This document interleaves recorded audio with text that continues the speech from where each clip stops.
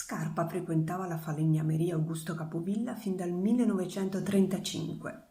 Alla morte del suo fondatore, il 12 settembre del 43, l'incarico di progettarne la tomba di famiglia è assegnato proprio a Carlo Scarpa, che qui vediamo pochi anni dopo ritratto con Peggy Guggenheim e Leonello Venturi.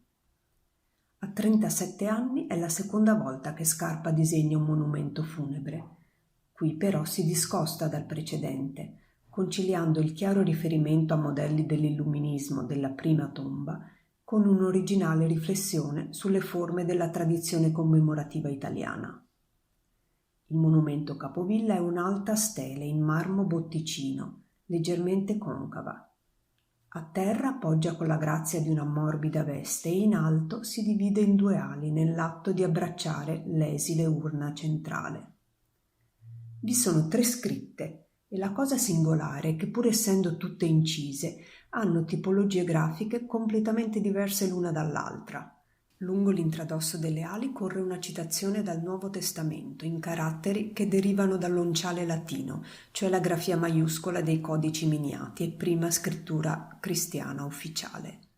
Sul fusto, al di sotto della deposizione, i nomi dei defunti sono invece incisi in maiuscole che rimandano all'epigrafia medievale all'antica, con i suoi tipici nessi, NT nella parola Valentina, le lettere di modulo maggiore, L in Capovilla, T in Cestaro, e di modulo minore, la E inscritta nella C, la V nella O.